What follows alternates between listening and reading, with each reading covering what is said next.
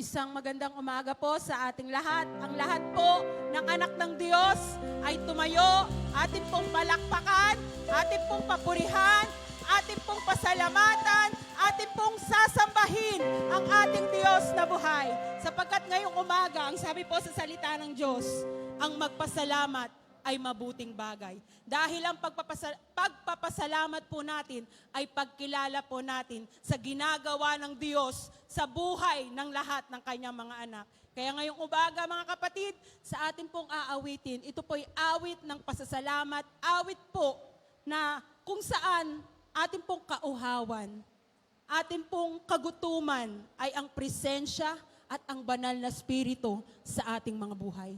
Tanging kauhawan lang natin ay ang banal na spirito na siyang tutulong, gagabay, at magpapalapit sa atin patungo sa ating Panginoong Hesukristo.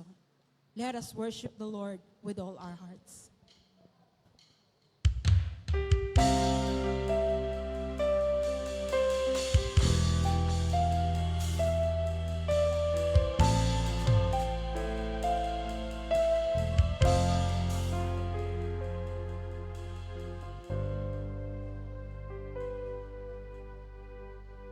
Kinauuhawan kita, hallelujah, aking Panginoon.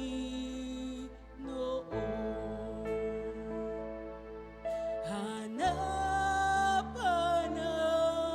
ng kaluluwa ko'y ikaw.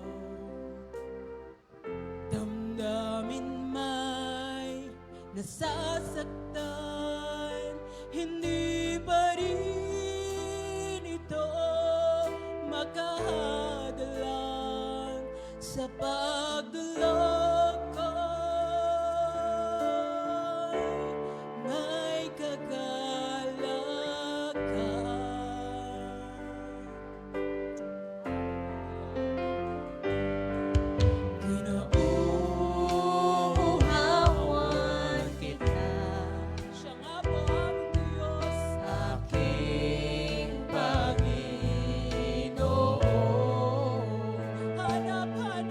Hanap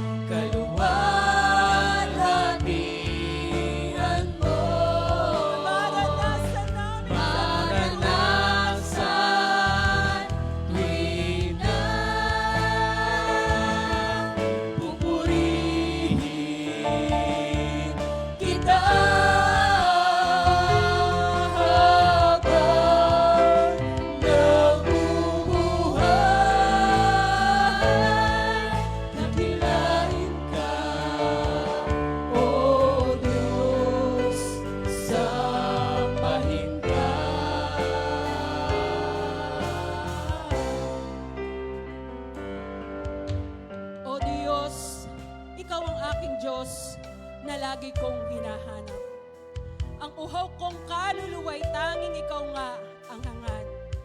Para akong tuyong lupa na tubig ang siyang lunas.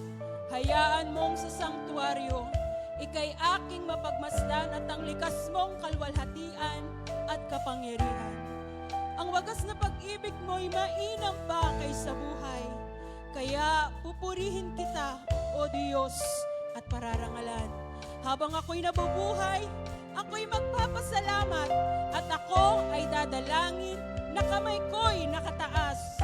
Itong aking kaluluwa'y tunay na masisiyahan, magagalak na umawit ng papuring iaalay. Tanging sa'yo lamang, O Diyos, ang lahat ng papuri, ng pagsamba at pagluwalhati. Wala akong ibang nais, Hallelujah! kundi ang makita ka. Kaluwalhatian mo, Diyos! Kalhatian mo Ay maranasan tuwing na pupurihin kita habang nabubuhay. Dakilain ka, O Diyos, sambahin ka. wala kaming ibang nais, Panginoon. Wala akong ibang nais, Kundi ikaw ay aming makita ng bukhan, Panginoon. makita ka. Kaluwalhatian mo Patuloy naming maranasan ang maranasan tuwing na pupurihin kita habang nabubuhay. Dakilain ka, O Diyos, sambahin ka.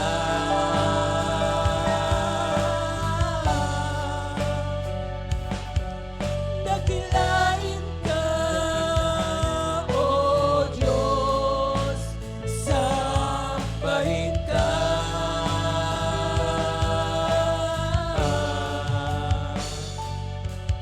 Dakilain ka, O Diyos, sambahin ka. Ang pagsamba, ang pagluwalhati ay patuloy na sa iyo lamang, Panginoon, magpakailanman. Hallelujah, hallelujah, hallelujah, hallelujah, hallelujah.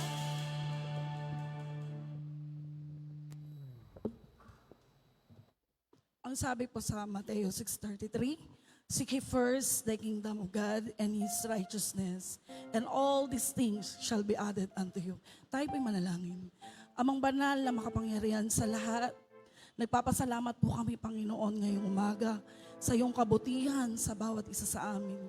Paggising pa lang namin sa umaga, Lord, yung buhay na ipinagkalob mo sa amin, Lord God, ipinagpapasalamat na po namin. Kaya sa oras na ito, sama-sama po kaming magpupuri sa iyo, magpapasalamat sa iyong kadakilaan ngayong umaga. Sama-sama kaming ibibigay ang aming puso at isipan upang nang sa gayon ay makakadlo kami ng kalakasan, kaganapan, kalayaan, kapayapaan sa aming puso at isipan. Lord, sa oras na ito ay tinataas po namin sa inyo ang maghahayag ng iyong salita, ang mensahero mo ngayong umaga. Ikaw po ang magbigay ng karunungan at ng wisdom, knowledge and wisdom na nagmumula sa iyo, Panginoon, upang nang sa gayon, maging kalakasan po ng bawat isa. At maging ang congregation, ang music ministry, ang lahat po ng naririto, Panginoon, na iyong mga anak, ikaw po ang manguna. Ikaw po ang mataas sa aming kalagitnaan. Kaya Lord, patuloy na ang kadakilaan mo ang mataas sa amin, Lord God. Salamat po, Panginoon.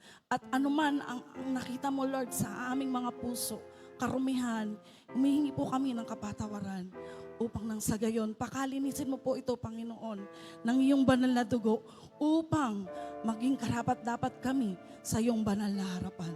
Kaya Lord, maraming salamat po. Tunay nga, Lord, na ikaw ang Diyos na siyang nagbibigay sa amin ng lakas. Kaya hinihiling po namin na ang bawat isa ay makapanatili sa iyong salita, Lord. Sabi nga sa Mateo 24 verse 13, ang manatili hanggang wakas ang siyang maliligtas. Kaya Lord, nagpapasalamat po kami. Angkin po namin ang katagumpayan ng umagang ito. Ikaw po ang mataas sa aming kalagitnaan, Panginoon. Maraming salamat po. Sa inyo po ang pinakamataas na papuri, pasasalamat, parangal at pagsamba sa matamis na pangalan ng iyong anak na si Jesus. Amen.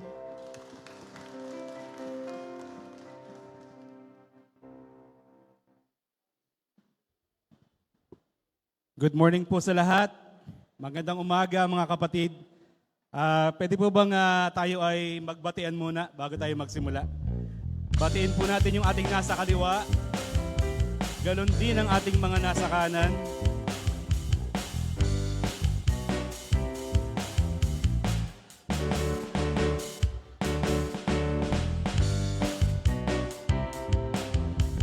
Ayan, good morning everyone. Salamat sa Panginoon at muli tayo nagkasama-sama sa biyaya at pag-ibig ng Diyos. Ayan.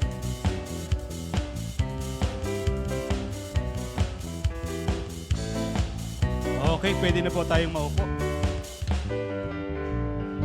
At nais po nating i-welcome ang first time na dumalo dito sa ating bahay-sambahan ng Tanay Christian Faith Church. Meron po ba ritong bago sa lugar na ito? Meron po bang bagong dumalo? Ayon, si Chacha, tsaka si Pauling, ang aming kapitbahay. Dito po sa gitna, meron po bang bago lang nakadalaw? Ayan. Good morning po sa inyo.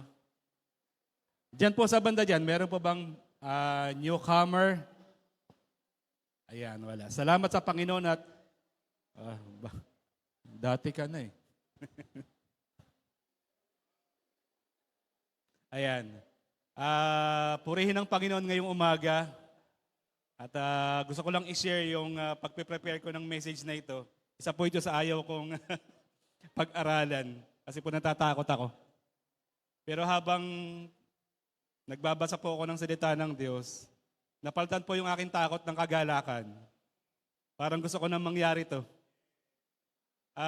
Simula nung ako'y bagong sumampalataya kapag tinuturo yung end times, tinatakpan ko na yung tenga ko. Kasi ang naaalala ko, magugunaw ang mundo, mawawala sa orbit yung mga planeta, yung mga tala, magkakalaglag. Sabi ko, nasaan ako nun, Lord? Masakit mauntog sa lamesa, yung pakayong yung tala ang bumagsak sa'yo. Yun yung tumatakbo sa aking normal na kaisipan. Pero habang ito'y aking pinag-aaralan ngayon at hinahanda ko nga para sa oras na ito, alam niyo po ako po ay napalitan ng kagalakan. Hopefully, yung kagalakan na meron ako ay maisalin ko sa inyo. Parang gusto kong sabihin na, Lord, ang tagal naman. Lord, sana dumating ka na. Sana itong ating pag-aaralan na ito ay maganap na sa lalong madaling panahon. Ayan. So tuloy-tuloy po tayo. Ito po yung pang-12 katotohanan na ating nakasaad sa ating statement of faith. Pang-12. Nagsimula po tayo ng June. Pinag-usapan po natin yung lahat ng mga nakalista doon sa TCFC Statement of Faith. Ito po yung pang-12. Ayan. So ano ang sinasabi ng kasulatan tungkol sa eternal destination? Eternal destination, saan tayo pupunta? Ano yung ating kakahantungan? Final daw yun, final. Kapag sinabing final, yun na tayo hanggang sa walang hanggan. Ano po? So TCFC believes in lake of fire, Ayan. Sabi sa inyo, yan, nakakatakot siya, lake of fire. Is also referred to as the second death, or hell is the final destination of all God's enemies. Sa kaaway lang pala yun. Ano? Tayo kasi friend. Final destination siya sa lahat ng kaaway ng Diyos. Kaya lang tayo friend. Hindi tayo para dyan. Revelation 21 verse 8, which will include Satan, his demons, and spiritual forces in high places, everyone who blasphemed by way of rejecting the Holy Spirit, everyone who did not continue in faith and did not bear fruit by the Holy Spirit. It means good works as evidence of salvation by faith in Christ. Sa Tagalog, ang TCFC ay sumasampalataya na ang lawa ng apoy ay tinutukoy din bilang ikalawang kamatayan o impyerno na siyang magiging huling hantungan ng lahat ng kaaway ng Diyos. Kasama rito si Satanas, ang kanyang mga demonyo, ang mga espiritual na kapangyarihan sa mataas na dako, lahat ng naglapastangan sa pamamagitan ng pagtanggi sa banal na espiritu. Lahat ng hindi nagpatuloy sa pananampalataya at hindi nagbunga sa pamamagitan ng banal na espiritu. Alalaong bagay mabubuting gawa bilang patunay ng kaligtasan sa pamamagitan ng pananampalataya. TCFC believes in the millennial reign of Christ plus new heavens and new earth. The millennial reign of Jesus, the revelation of the Lord Jesus Christ from heaven, the salvation of national Israel, and the millennial reign of Christ on earth are the scriptural promise and the world's hope. Ang TCFC ay sumasampalataya sa 1,000 taong paghahari ni Hesukristo at bagong langit at bagong lupa. Ang 1,000 taong paghahari ni Jesus, ang pagpapahayag ng Panginoong Hesukristo mula sa langit, ang kaligtasan ng bansang Israel at ang 1,000 taong paghahari ni Kristo sa lupa ay mga pangako ng kasulatan at pag-asa ng sanlibutan. Ang lahat naman po ng ating pinag-uusapan rito ay lahat yun matatagpuan sa mga aral ng Diyos para sa atin. Ano po? Medyo hard truth, medyo fearful, nakakatakot, pero pag naunawaan natin, masasabik tayo. Tayo po tayong lahat bilang paggalang sa pagbasa ng salita ng Diyos. Medyo mahaba-haba po yung ating babasahin. Pahayag 20 tsaka 21. Pahayag 20 verse 1 to 3. Pagkatapos nito'y nakita ko ang isang anghel na bumaba mula sa langit, hawak ang isang malaking kadena at ang susi ng napakalalim na hukay. Sinunggaban niya ang dragon, ang matandang ahas na walang iba kundi ang diablo o Satanas, at ginapos ito sa loob ng 1,000 taon. Verse 3, ito'y inihagis ng anghel sa napakalalim na hukay, saka isinara at tinatakan ang pinto nito upang hindi siya makapandaya sa mga bansa hanggat hindi natatapos ang 1,000 taon. Pagkatapos nito'y papalayain siya sa loob ng maikling panahon. Verse 10, tumalon po tayo ng verse 10. At ang diablong nandaya, sa kanila ay itinapon sa lawa ng apoy at asupre na pinagtapunan din sa halimaw at sa huwad na propeta. Pahihirapan sila doon araw at gabi magpakailanman. Pahayag 21, verse 1 to 5. Ang bagong langit at ang bagong lupa. Pagkatapos nito, nakita ko ang isang bagong langit at isang bagong lupa. Wala na ang dating langit at lupa. Wala na rin ang dagat.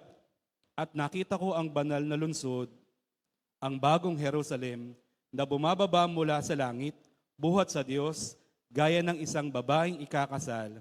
Siya'y nakabihis at nakahanda sa pagsulubong sa kanyang mapapangasawa. Verse 3, narinig ko ang isang malakas na tinig mula sa trono. Tingnan ninyo, ang tahanan ng Diyos ay nasa piling na ng mga tao. Maninirahan siyang kasama nila at siya ay magiging bayan nila. Diyos mismo ang makakapiling nila at siya ang magiging Diyos nila.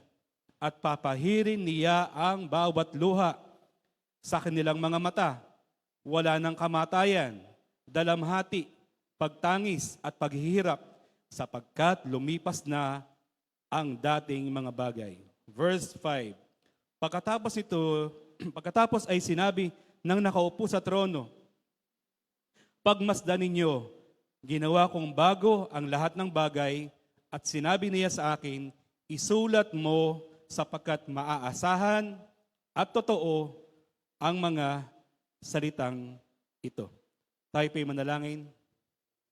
O Diyos naming makapangyarihan sa lahat, ngayong umaga hinihiling namin ang espiritu ng pagkaunawa, Panginoon. Dalangin namin na maunawa namin at makarating sa amin ang kagalakan na dulot ng mga pag-aaralan namin ngayong umaga. Nawa po yung mga takot, yung mga agam-agam, mga worries, kapag pinag-uusapan ng end times, Panginoon, ay lumipas, mawala, mapalitan ng kagalakan, at pag-asang ikaw ay muling babalik para kami ay hanguin at iligtas at bigay sa amin ang pangako mong buhay na walang hanggan. Ito po ang aming panalangin sa pangalan po ni Jesus. Amen. Amen. Purihin po natin ang Panginoon. Maaari na po tayong maupo. Bakit naniniwala ang TCFC sa impyerno? Bakit naniniwala tayo? Sa Daniel chapter 12 po, ayan. Sabi po dyan, marami sa mga natutulog sa alabok ng lupa ay magigising. Ang iba'y sa walang hanggang buhay at ang iba na may kahihiyan at walang hanggang paghamak. Multitudes who sleep in the dust of the earth will awake, some to everlasting life, others to shame and everlasting contempt. Kapag po daw ang tayo namatay na para siyang natutulog, at pagising niya, meron daw dalawang pupuntahan. Yung isa ay everlasting life, kung saan tayo pupunta. Ang iba naman ay dun sa everlasting contempt, walang hanggang paghamak. At ang isa sa pinakang reason natin bakit naniniwala ang Tanay Christian Faith Church, kasi si Kristo mismo nagturo. Kung si Kristo ang tatayo dito sa pulpito, ituturo niya ito. At ibibigay ko sa inyo yung mga verses kung saan si Kristo mismo ang nag-share, nagturo, nagpahayag ng tungkol sa hell. Kaya hindi natin ito pwedeng hindi paniwalaan. Ito po ay ilan lang doon sa mga turo ni Kristo. Mateo 5:22. Anyone who says you fool will be in danger of the fire of hell. Matthew 5:29. Better for you to lose one part of your body than for your whole body to be thrown into hell. Verse 30, ganun din po. It is better for you to lose one part of your body than for your whole body to go into hell. Pang-apat, Matthew 10:28. Fear him who can destroy both soul and body in hell.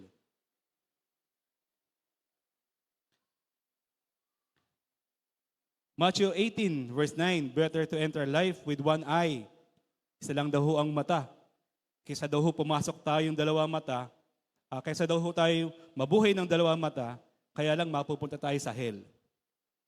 Si Christ po ang nagturo niyan. Matthew 23:15, you make them twice as much as a child of hell as you are. Matthew 23:33, you snakes, you brood of vipers, how will you escape being condemned to hell? Mark 9:43, better for you to enter life maimed than two hands to go to hell, where the fire never goes out. Yun daw hell, meron siyang apoy, meron siyang siga. Yung siga niya hindi namamatay. Mark 9:43, it is better for you to enter life crippled than to have 2 feet and be thrown into hell. Mark 9, binabanggit din ni Christ ang hell. Luke 12:5, tinuturo din niya ang tungkol sa hell. Kaya ang Tanay Christian Faith Church, mga kapatid, naniniwala tayo na merong hell. Naniniwala po ba kayo na merong hell? Yan po yung stand o yung pinapaniwalaan ng Tanay Christian Faith Church. Ngayon, ano yung hell? Ano yung hell? Ito po ang sinasabi doon sa ating binasa kanina. Ang hell daw po ay nag-aapoy na asupre. Tama po ba? Ang asupre ay matatagpuan sa bulkan? Yun ba yun? Nag-aapoy na asupre. Revelation 20 verse 10. Sabi din dyan, ito ay lawang apoy. Kita niyo po yung lawa ng Laguna. Imagine niyo yun, nag-aapoy. At ang apoy niya, may kasamang asupre. Revelation 20 verse 10. Kaya ako natatakot eh. Isipin niyo yung description ng Revelation. Sabi naman ni Christ sa Mark 9:48, meron naman siyang hindi namamatay na uod. Pasintabi po. Ano po, baka po kayo medyo madidiriin. Dapat po talaga mandiri kayo kasi hindi kayo pupunta ron. Huwag niyo pong i-enjoy yun, ano po. So, lawang apoy, merong uod na hindi namamatay. Yung kahit tapakan mo na, buhay pa rin.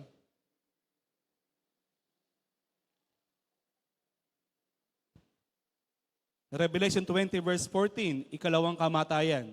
Namatay ka na rito, mamamatay ka pa ng second time. Double dead. Ang impyerno daw ay ikalawang kamatayan. Ito yung final destination sa mga tumanggi sa Diyos. Hindi sila nilagay doon ng Diyos out of their own free will. Ayaw lang talaga nila sa Diyos. Di ba kapag mayroong taong ayaw naman sa'yo, bakit ikikip mo pa siya sa iyong company, di ba? Lalayuan mo na siya. Ang Diyos, kung ayaw ng tao sa Diyos, meron siyang paglalagyan. Hindi dahil gusto ng Diyos na ilagay siya ron. Siya mismo ang humakbang, papalayo sa Diyos. Ang akala niya kapag lumayo sa Diyos, nasa Diyos pa rin siya. Kaya lang ang isang lugar kung saan walang Diyos, ang tawag ng Bible doon, hell. Huwag ho kayo mag-alala, hindi po tayo para dyan. Ano po? Para kanino ang hell? Para kanino yan? Kung hindi yan sa mga taga-TCFC, para kanino yan? Ayan. Una, Revelation 20:10, para daw yan sa Diablo or sa Satanas. Ang Diablo na dumaya sa kanila ay itatapon sa lawa ng apoy at asupre. Itatapon sila. Itatapon sila. Yung Diablo. Kapag po tinapon ka, ikaw ba yung hari doon? Ikaw ba yung nagmamanage doon? Itinapon ka lang doon. Ang image, ang description ng mundo na pinapakita sa atin, ang hell ay kingdom ni Satan. Hindi po yung totoo. Itinapon lang siya doon. Ayaw niya rin doon. Itinapon siya ron. Hindi siya nagme-maintain noon, hindi siya ang masusunod doon. Para bang siya yung nagpaparusa, para bang siya yung manager doon, para ba siya yung supervisor doon na, lahat ng mga kampon ko, paparusahan ko. Kasama po siya sa paparusahan. Inay parusa sa kanyang pagre-rebelde sa Diyos. Tanggalin po natin yung picture kapag hell, may trono sa Satan, siya nakaupo ron. Hindi. Kasama ho siyang pinaparusahan. Kasama siyang tatanggap ng puot ng Diyos. Kasama siya. Hindi siya manager, hindi siya supervisor. Wala siyang ranggo doon. Pangalawa, para daw yung sa hayop o yung beast, yung halimaw, at bulaang propeta. Revelation 19 verse 20, itinapon silang buhay sa lawa ng apoy na nagliliyab na asupre. So si Satan, yung lalabas na the beast sa end times, ito yung isa sa mga kinatatakutan ko eh. Pag lumabas siya, kapag hinabol ako, saan ako tatakbo? Pero makikita natin mamaya, hindi na natin siya aabutan. So para sa Diablo, Diablo ba kayo? Hindi tayo para rito. Tayo ba yung beast? Bulaang propeta ba tayo? Hindi tayo yun. Pangatlo, mga demonyo.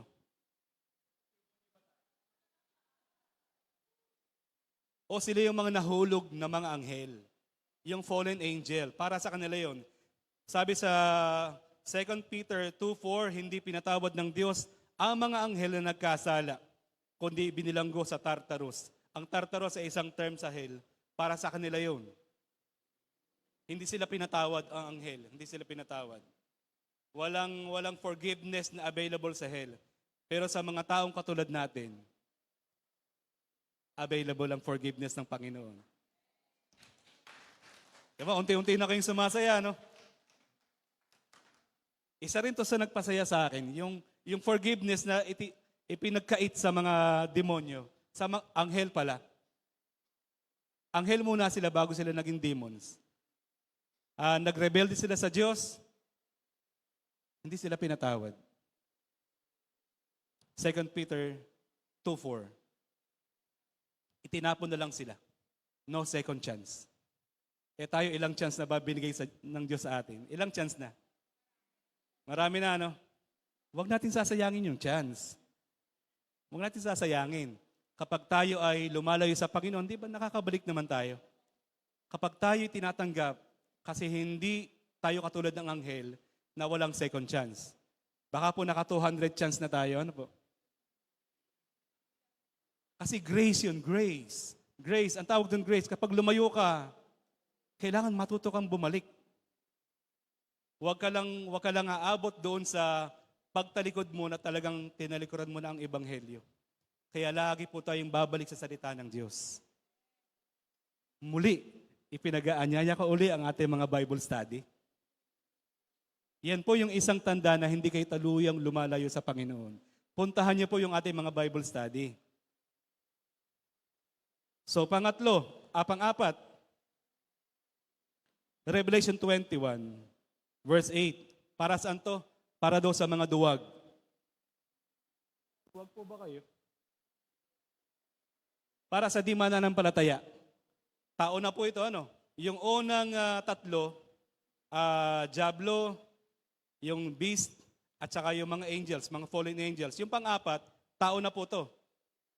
Pakitanong nyo nga po yung katabi nyo, tao ka ba? Pero yung taong yun, sinasabi daw, duwag. Bakit kaya duwag? Naalala niyo si Pablo, sinasabi niya, tayo ay merong kasuotang pangdigma. Sinusuot yun ng mga warrior. Yung duwag, hindi nagsusuot nun. Duwag. Hindi pinaglaban ng pananampalataya. Kaya pala ang pananampalataya, pinagkaloob sa atin, mga nanay, dapat pala ipaglaban natin. Ang pananampalatayang ipinagkaloob sa atin ng Diyos, dapat pala ipaglaban natin. Mga kapatid, ang pananampalatayang meron tayo ngayon, ano dapat gawin? Para hindi maging duwag. Dito naman, mga kapatid, ang pananampalatayang pinagkaloob sa atin ng Panginoon, dapat anong gagawin natin? Paglaban. Para hindi tayo maging, kasi yung pang-apat, Kristiyano po yan. Pero, naduwag. Tinalikuran nila si Kristo, dahil naduwag sila, mapapasama dito. Christian po yan na tumalikod. Ano po? Backslider. Ayaw ng sumampalataya. Kaya pag nararamdaman natin, ang ating katabi na medyo nanlalamig, huwag mong papabayaan. Sabihan natin palagi, kapatid, laban lang. Para hindi tayo maging duwag. Yung di mananampalataya, ito yung sineshare mo ng gospel, tinatawanan ka lang, ini-invite mo sa church, sa gawain, tango lang ng tango, next time, busy pa ako. Ang alam ko kapag ang tao hindi na busy, patay na siya. Kasi po kahit po tayo tulog, yung isip po natin busy pa rin eh. Marurumi, mamamatay tao, mapakiapid, mangkukulam, sumasamba sa Diyos-Diyosan, at lahat ng sinungaling. Lahat ng sinungaling. Kaya mga kapatid, wag po tayong masanay na tayo po ay hindi nagsasabi ng katapatan. Ano po? Ang kanilang bahagi ay salawa ng nagliliyab na apoy at asupre. Ito ang ikalawang kamatayan. Ito pa ho, pang ilan na ba yun? Ito po yung pang-lima, Revelation 20 verse 14. Then death and Hades were thrown into the lake of fire. This is the second death, the lake of fire. And if anyone's name was not found written in the book of life, he was thrown into the lake of fire.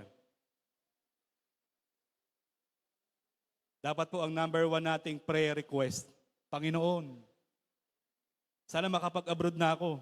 Yan po ba dapat?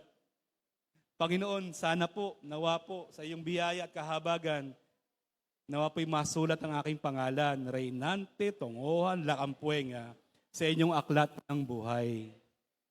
Prayer request niyo po ba yan? Simula po ngayong araw na ito. Ano po? Ibaba natin yung ibang prayer request natin. Ilagay natin sa top priority yung prayer request na ito. Nasain ng ating puso, ng ating pangalan, ay nakasulat sa aklat ng buhay. Bakit? Kasi ang Diyos magbubuklat. Pag nagbuklat siya, at wala doon ang pangalan ko, sayang. Langit na eh. Nabura pa. Revelation 20 verse 14. Ang ating pangalan dapat matagpuan ng Diyos doon sa kanyang aklat ng buhay.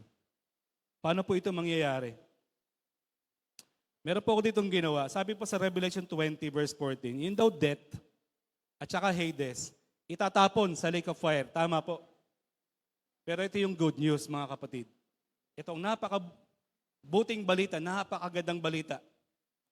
Kailangan bago maitapon yung death, kung saan tayo pupunta, mamamatay tayo lahat, kailangan maalis tayo dun sa death.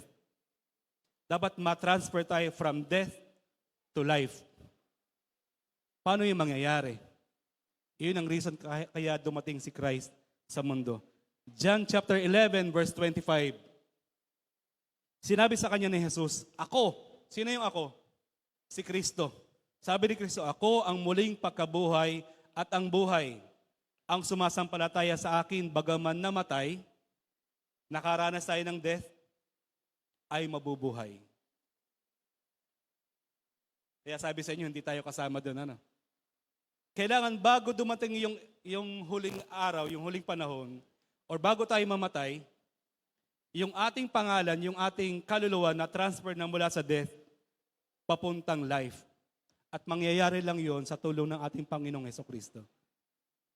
John chapter 5 verse 24. Katotohanan ang sinasabi ko sa inyo, ang nakikinig sa aking salita, nakikinig po ba kayo? Ipag-iimbita ko uli kung saan naghahayag ng salita ng Diyos, saan? Sa BSC. May cell group tayo, napapakasipag po talaga ng Panginoon, na mga lingkod pala ng Panginoon sa paghayo. Ang pangarap, ang goal ng TCFC, bawat nakaupo dyan, sa upuan na yan, first service at second service, may mapuntahang Bible study group. Kaya walang sawang nag-i-invite ang ating simbahan na puntahan natin yung lugar na yon. Kasi bakit? John chapter 5 verse 24. Akala nyo lang ho, nakikinig lang tayo, pero hindi. Katotohanan ang sinasabi ko sa inyo, ang nakikinig sa aking salita at sumasampalataya sa nagsugo sa akin ay may buhay na walang hanggan. Hindi ho kasi nasasayang yung isang oras at kalahati. Kung umabot pa kayo ng 2 oras, kasi doon pa lang sa inyong pakikinig, nakakaroon ho kayo ng buhay na walang hanggan. Hindi natin alam kung paano yung ginagawa ng Diyos.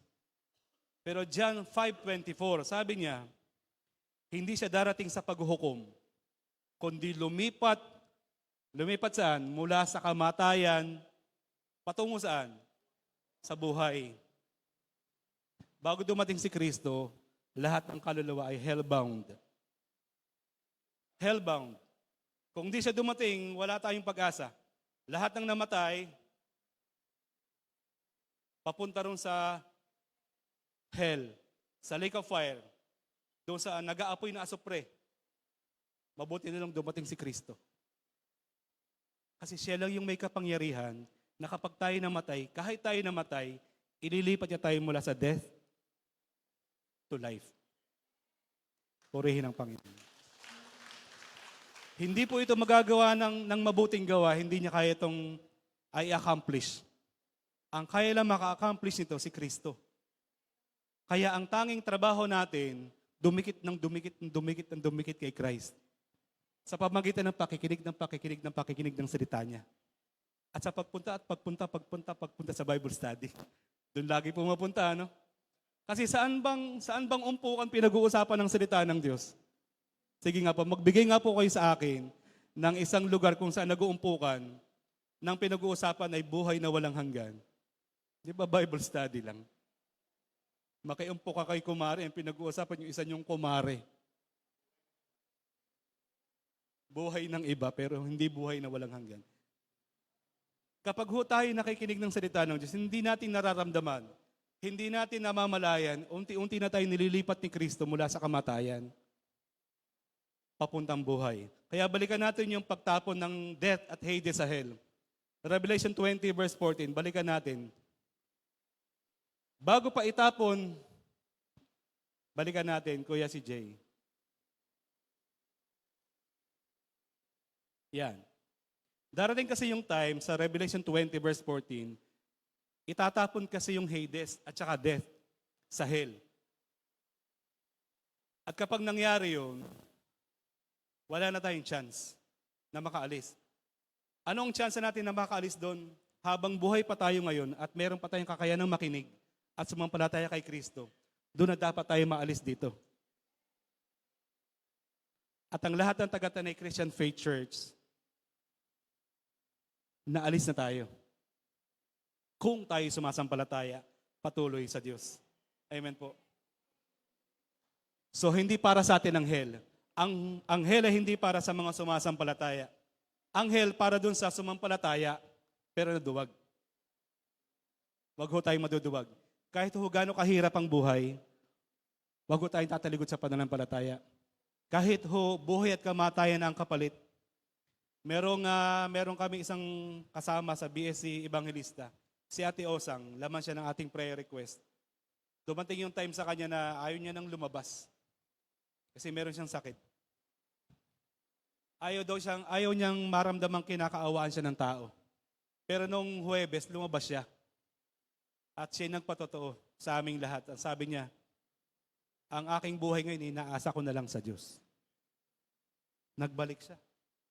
Laman siya ng aming panalangin. Siguro mga 2 buwan siguro hindi siya lumalabas. Ayaw niyang may makausap. Lagi siyang mainitin ng ulo.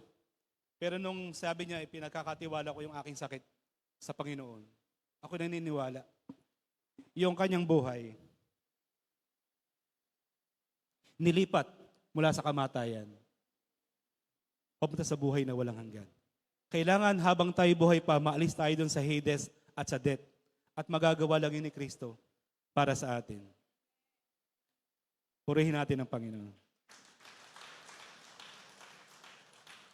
Pangalawa po, what is millennial reign of Christ? 3 po yung ating sinasaad ng ating truth number 12. Ano po yung millennial reign of Christ? Yung pong millennial, 1,000 po ang ibig sabihin nun. 1,000 taon. Meron pong may dalawang pangyayari. Sa Revelation chapter 20 verse 1 to 3, an angel binds Satan for 1,000 years so he cannot deceive the nation. Ikukulong po siya sa Revelation 20 verse 1 to 3. Itatapon siya dun sa abyss. Hindi abyss. Maraming abi, asawa ko abi, pero abyss, malalim na hukay.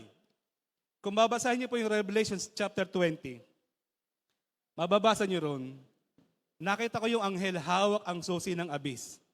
Key. Binuksan niya yon, tinanggal ang padlock, binuksan niya, at inilagay doon si Satan at ang kanyang mga kampon. Diyan kayo, 1,000 years. Inilak. Doon makikita natin, doon sa bahagi na yon, hindi nagro-rule si Satan. Imagine po ninyo yung isang convicted criminal na ipapasok po sa loob ng selda. Nakaposas, tapos ay ginagayad papunta. Ang dami nun. Kasi 3/4 ng angel kasama niya. Ilalagay silang lahat doon sa abyss. Tapos merong isang anghel na nag-guide sa kanila Binuksan yung kulungan, pinapasok silang lahat doon. Hawak ng jail warden ng Diyos, yung susi. Hindi sila na makakalabas. God is in control doon sa end times. Kontrolado ng Diyos lahat ng mga pangyayari. Kaya hindi kailanman naghahari si Satan. Never siyang naghahari. Kaya lagi sinasabi sa atin ni Kristo napagtagumpayan ko na yung mundo, kasama siya. Kasama si Satan. Kaya ang tangi lang nagagawa nila sa atin, takutin tayo. Sa papaanong paraan, yung mga sobrang gipit na sitwasyon ng buhay, doon tayo tinatakot. Doon tayo niya dinadaya. So doon sa 1,000 years, bago magsimula yun, ikukulong si Satan ng 1,000 years. 1,000 years. Verse 4 and verse 6, the saints reign with Christ for 1,000 years. This is the first resurrection. In those saints, pastor tayo yun, ano? Yung mga namatay na banal, ibig sabihin nun, yung mga sumasampalataya kay Kristo, yung may faith sa Kanya, bubuhayin po yun bago mag 1,000 years eh. Kasama daw tayo maghahari. Kasama ni Kristo doon sa 1,000 taon. Dito ako natutuwa, dito ako nagkaroon ng kagalakan. Yung takot ko napalitan ng joy. Hindi ko alam, hindi ko ma-imagine paano tayo maghaharing kasama niya. Pero ang isa sa kinatutuwa ko, yung si Satan, yung deceiver, kinulong 1,000 years. 1,000 years siya doon. Bakit ba 1,000 years? Hindi pa pwedeng everlasting na. Darating tayo doon mamaya. So 1,000 years, tapos maghahari ang taga-TCFC. Lahat ng churches sa buong mundo, maghaharing kasama ni Kristo sa 1,000 taon. Hindi natin ma-imagine anong kind of government meron yun. Pero yun ang sinasabi. Isa yun sa pangako ng Diyos sa atin. Revelation chapter 20, verse 7 to 10. After the 1,000 years, Satan is released. Ayun na. Kinulong ng 1,000 years. Sabi doon sa anghel, sa jail warden ng Yahweh, okay, jail warden, tapos na ang 1,000 years. Ano po gagawin ko, Lord? Buksan mo na yung selda ni Satan at ng kanyang mga kampon. Dala yung susi. Satan, labas na. Nakasulat ano po? Revelation 20 verse 7 to 10. Papalabasin sila. Matagal ba? 1,000 years din ba? For a short time, ang nakalagay doon. Basahin niyo po Revelation 20 verse 7 hanggang 10. Dito ako nagtanong, Panginoon, kinulong mo na. Pinalaya mo uli. Pero sino tayo para kumwestiyon sa kalooban ng Diyos? Ano po? Meron siyang purpose eh. Meron siyang purpose. Ang gagawin niya, mandadaya ulit siya sa maiksing panahon. Mandadaya ulit siya. Madadaya pa ba tayo? Wala na tayo noon. Naghari na tayo ng 1,000 years. Hindi ko alam kung sino pa dadayain niya. Pero ang sabi ng Bible, mandadaya ulit siya. At kapag sinandaya ulit, may madadaya ulit. So, may 1,000 years, kinulong si Satan, sa kanyang kampon, naghahari ang Diyos. Si Kristo kasama ang mga mananampalataya. After 1,000 years, pakakawalan siya. Ano mangyayari? Ito po, naggawa po ako ng ayan. Patawarin ako ng Diyos. Pero tinanggal ko po yung end times. Ang pinilit ko po ay series of events appointed by God. Diyos kasi nagtalaga. Pero meaning po niya ay sa huling panahon. Yung pang una, hindi po ito kompleto. Ano po? Yung second coming, darating yan. Pangako ni Kristo yan, Matthew 24 verse 30. Kasabay niya yung pagkabuhay ng mga patay na mananampalataya and yung first resurrection. 1 Thessalonians 4:16. Yung kasunod po niyan ay millennial reign of Christ. At bago po mangyari yan, sa bandang ibaba, si Satanas ay ikukulong ng 100 taon sa abyss. Revelation 20 verse 1 and 2. Sa Revelation 20 verse 10 po, papalayain naman siya. sa maiksing panahon para ulit siya maghimagsik at mandaya.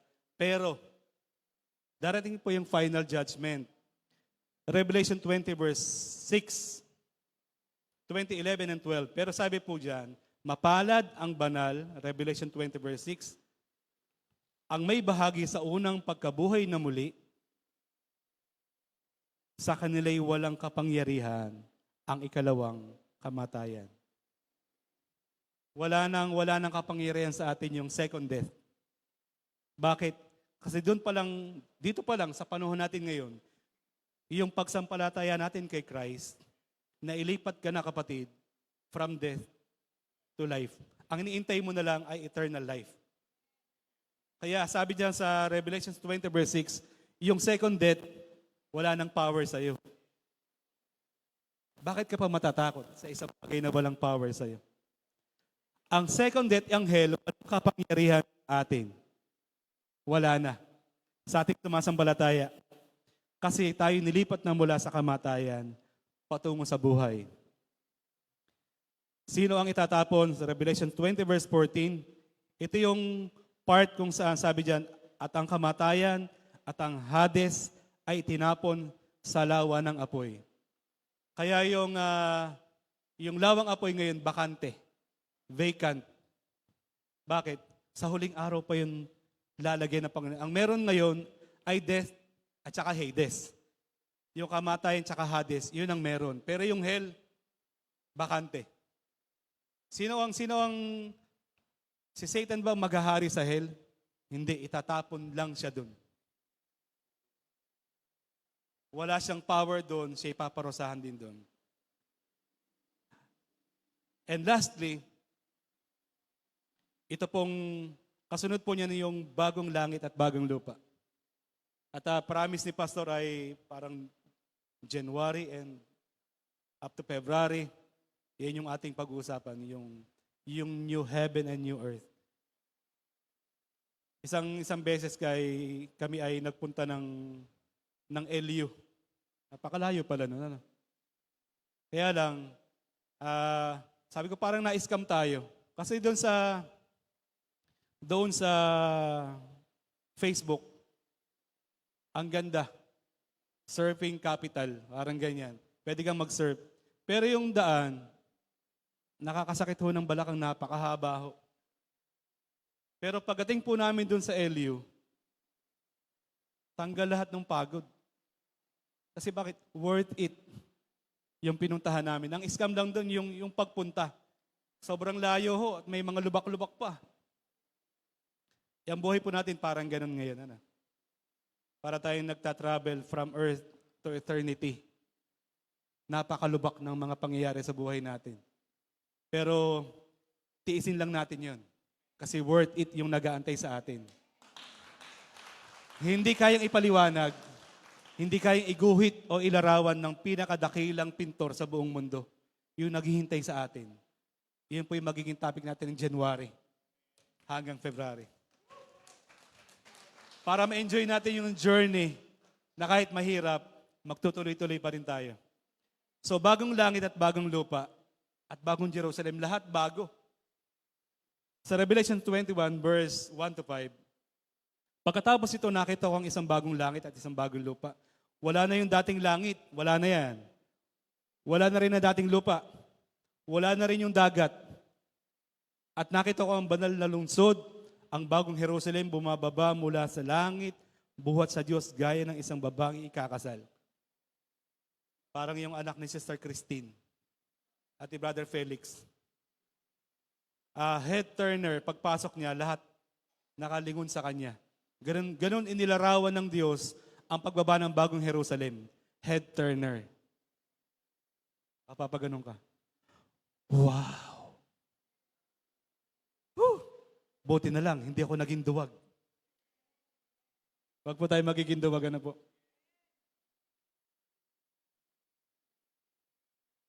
Siya'y nakabihis at nakahanda sa pagsalubong sa kanyang mapapangasawa. Narinig ko ang isang malakas na tinig mula sa trono. Tingnan ninyo, ang tahanan ng Diyos ay nasa piling na ng tao, maninirahan siya kasama nila, at siya'y magiging bayan niya. Diyos mismo ang makakapiling nila at siya ang magiging Diyos nila. At papahirin nila, papahirin niya ang bawat luha sa kanilang mga mata. Sarap nito, no? Ang tao pa naman kapag pinapahiran mo luha, lalong umiiyak. Lalong nahahabag, ano? Isipin mo ang papahid sa luha mo, ang Diyos mismo. Lord. Thank you, Lord. Ang sarap, no? Gusto niyo naman pahiran ng Diyos ang luha niyo. Amen. Gusto ko na, Lord, dumating ka na kasi. Wala nang problema. Wala nang kamatayan, wala na. Wala nang dalamhati. Wala nang pagtangis. Kasi wala nang paghihirap. Kasi lahat ng bagay lumipas na. Sarap na, ano? Wala nang bill. Wala nang utang. Wala nang magpo-post sa Facebook. Kailan ka magbabayad. Revelation, verse 5, pagkatapos ay sinabi ng nakaupo sa trono, pagmasdan ninyo, ginawa ko ng bago ang lahat. At sinabi niya sa akin, isulat mo, sapagkat maaasahan at totoo ang salitang ito. Kaya sinulat ni John ang Revelation. Upang tayo hindi malungkot, purihin natin ang Panginoon. May question. Sa question tayo, CJ. So, namatay tayo ngayon. Saan tayo pupunta? Nasabi na Pastor kanina. Question.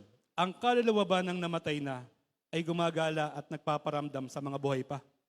Ecclesiastes 9 verse 10. Pakiusap po, pakipicturan. Kasi lahat po tayo namamatayan. Huwag ho tayong padaya sa kasinungalingan ni Satan.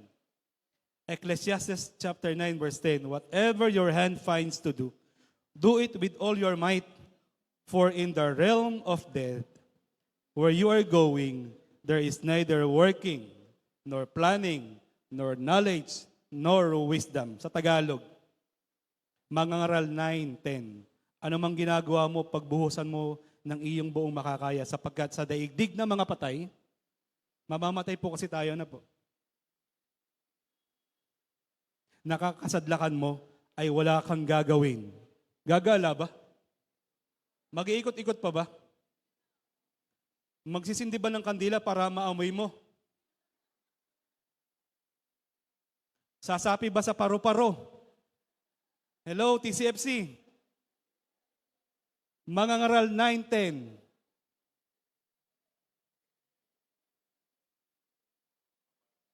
Wala kang gagawin. Hindi ka mag-iisip ni pagbuhusan ng kaalaman o karunungan. Wala kang gagawin. Wala silang ginagawa. Hindi sila bumabalik. Hindi sila nagpaparamdam.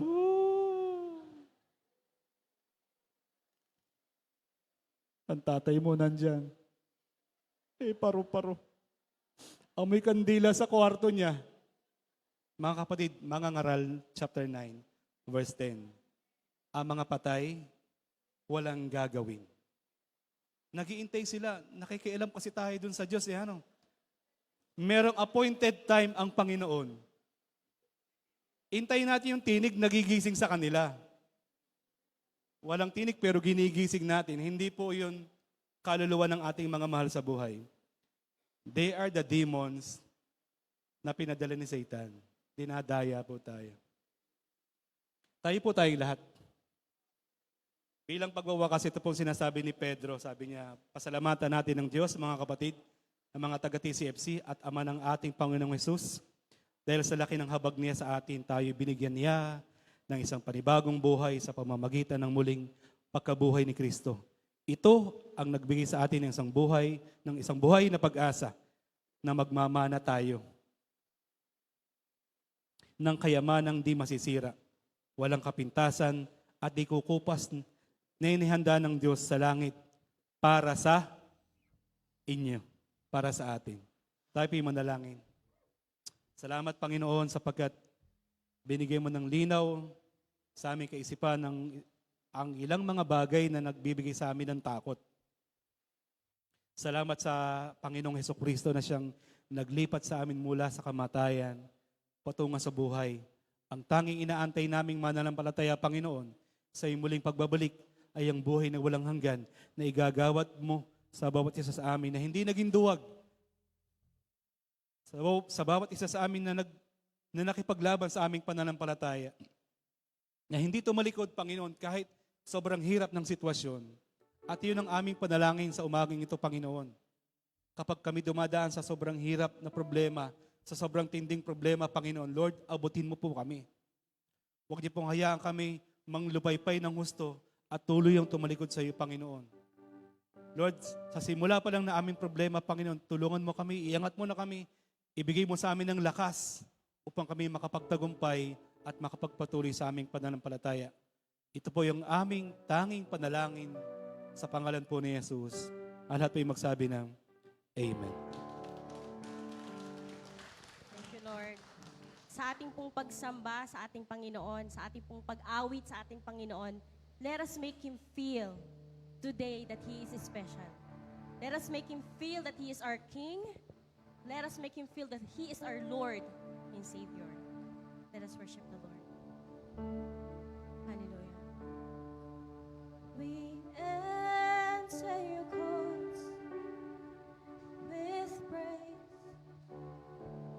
and thanksgiving. We lift up our praise and worship. Let it be pleasing to you. Yes, Lord. You deserve the glory and honor, my God, my King, my Jesus. To the one, to the Lamb, to a King upon the throne. Sing to our King.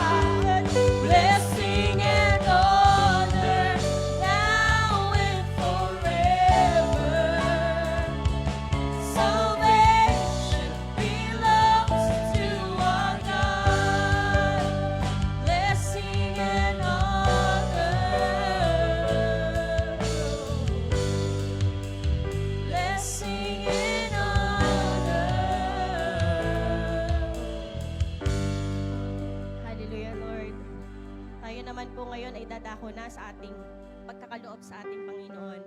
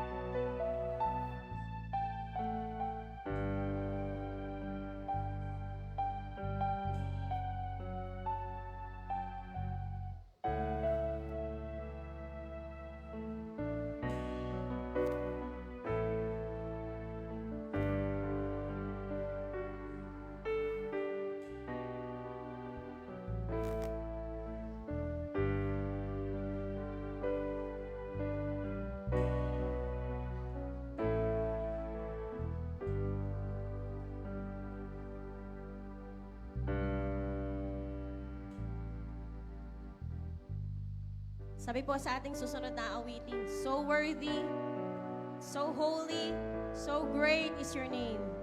Hindi po tayo papayag na hindi po natin ito sasabihin sa ating Panginoon ngayong umaga. Amen? Let's sing it to the Lord. So holy, so worthy, so great is your name, that the earth will adore you and shout out your fame. So holy, so worthy, so great is your name, that the earth will adore you and shout out your fame. So holy, so worthy, so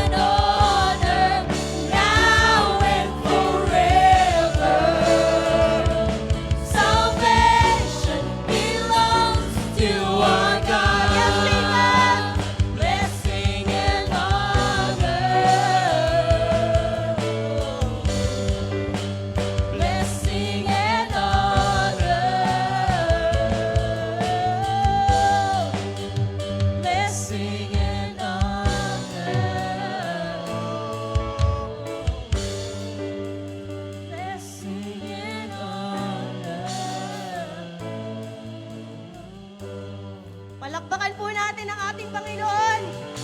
Yan na po ba ang malakas na palakpak ninyo para sa ating Panginoon ngayong umaga? Yes, church! He deserves it! He deserves it, church! Our God deserves our best! Our God deserves our best praises and worship! Because He is a God! Every living God! Everlasting God! Hallelujah! We praise You! We worship You! We honor You, Lord, this morning because You deserve it, Lord! Hallelujah! Yes! Oh, we worship You, Lord! We worship You, Lord! Hallelujah!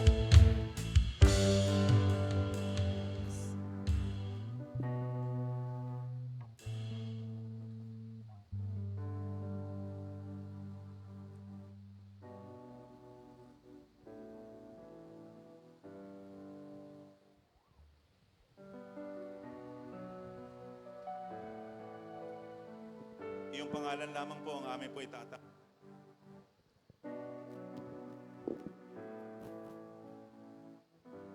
Sapagkat isang pangalan lamang ang dapat itaas, ang iyong pangalan na ibinigay sa silong ng langit. Dapat ikaligtas ng bawat isang nananampalataya sa inyo. Dakila ang inyong pangalan, Panginoon. Sabi mo po sa inyong mga salita, ito ang katuruan tinanggap ko sa Panginoon at binibigay ko naman sa inyo. Sabi po ito ni Apostol Pablo. Noong gabing siya pinagkaanulo, ang Panginoong Hesus ay dumampot ng tinapay, ate po itaas ang tinapay.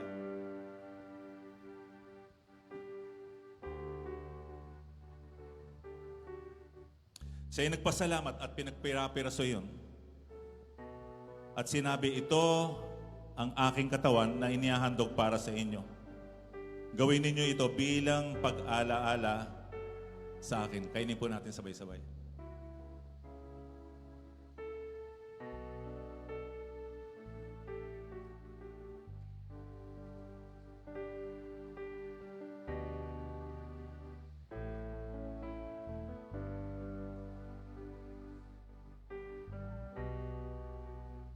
Matapos maghapunan, dumampot din siya ng kopa, ating pong taas ang kopa, at sinabi, ang kopang ito ang bagong tipan ng Diyos na pinagtibay ng aking dugo.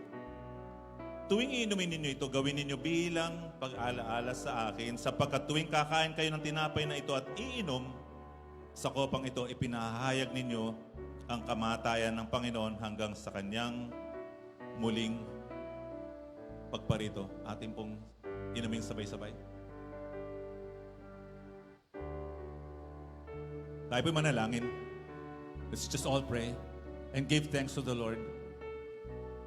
Dakilang Panginoon, kayo po ang Diyos na nagbibigay sa amin ito upang aming sariwain at aming itanghal na kayo minsan ay namatay at nabuhay at muling babalik. Salamat, Panginoon, kami kabahagi nito at aming itong gagawin bilang kami bahagi ng inyong katawan. Sa pangalan ni Jesus, ito pa aming dalangin. Amen. Amen. Amen.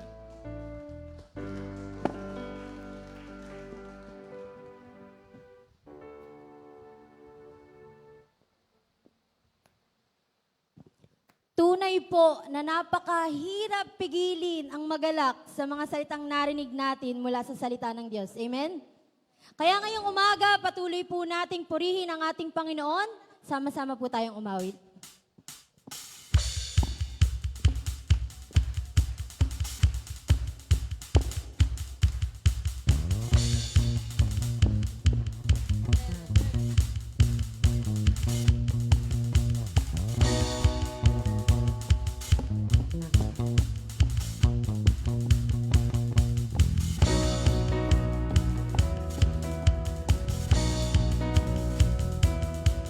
Manalangin ko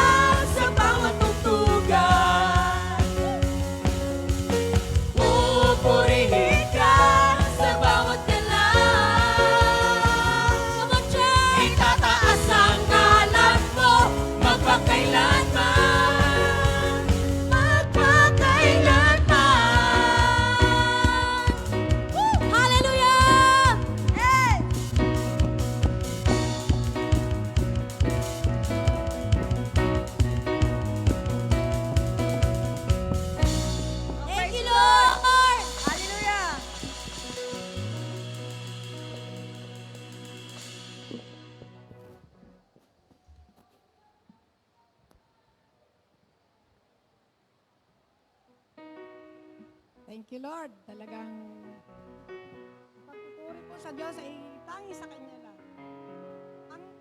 Ang sinabi po sa preaching ay nakakatakot talaga. Pero ito po ang sagot sa mga natatakot. Sabi po dito sa Isaiah 9:6, sapagkat isisilang ang isang sanggol na lalaki para sa atin. Ibibigay sa kanyang pamamahala at siya itatawagin kahangahangang tagapayo, makapangyarihang Diyos, walang hanggang Ama, prinsipe ng kapayapaan. At ito po walang iba kundi ating Panginoong. Pagtiwalaan po lang natin, wala pong iba pangalan sa silong ng langit na makapagliligtas sa ating. Gawa 4:12, pangalan lang ang ating Panginoong Hesus. Kaya makaliligtas tayo sa lahat ng takot, sa lahat ng alalahanin ng mga nawiwindang ang buhay. Pagtiwalaan po natin ang salita ng Diyos. Tanging siya lang ang pag-asa. Sabi doon ay makapangyarihang Diyos, walang hanggang Ama, prinsipe ng kapayapaan. Saan po tayo lalapit? Eh di sa kapayapaan. At siya lang po ang magdadala nito sa buhay natin. Sinabi ng ating tagapagsalita, matatagpuan natin sa mga Bible Study Center, sa mga naghahayag ng salita ng Diyos. Naroon po ang salita ng kapayapaan at pag-asa. Huwag po nating bigyan ng dahilan lagi ang ating pagdalo sa mga gawain. Kaya salamat po sa mga salita ngayon. Talagang tunay po na talagang kami ay tinuturuan mo. Sabi nga, panahon na tayo ng ligligan ngayon. Tunay po talaga na ang pag-asa natin ay sa buhay na tayo patuloy na lumalapit sa Diyos. Hallelujah. Aming Diyos na mabuti, aming Diyos na makapangyarihan sa lahat. Patuloy na kami ay humihingi sa iyo ng gabay, ng lakas, ng kapayapaan, dahil pagulo ng pagulo ang mundo. Pero sa iyong pangalan, sa iyong mga salita, narito ang kapayapaan. Kaya tulungan mo kami na laging sa iyo manangan, sa iyo magtiwala, sa iyo manalig. Kaya salamat po sa buhay ng aking mga kapatid na patuloy na walang inaasahan kundi ikaw. Ikaw na aming Diyos na buhay. Salamat po. At ito'y aming laging hinihingi sa iyo ng karunungan, ng lakas, upang mapagtagumpayan namin na kami laging lumapit sa iyo. Salamat po, Lord, at sa mga pagpapalang ito na bigay ng aking mga kapatid. Lord, ikaw pong makapagbabalik sa kanila ng higit pa sa inaasahan. Yung pong aming laging sinasabi na kami, kailangan natin ng aircon. Ngayon po, medyo umiinit na rin. Pero alam ko po na bukas ang palad natin para tayo patuloy na magbigay para sa pangangailangan ng ating bahay-sampahan. Salamat po, Lord. I-bless mo po ang buhay ng bawat isa. Ito po yung aming panalangin sa pangalan ni Jesus. Amen. Thank you, Lord. Thank you po.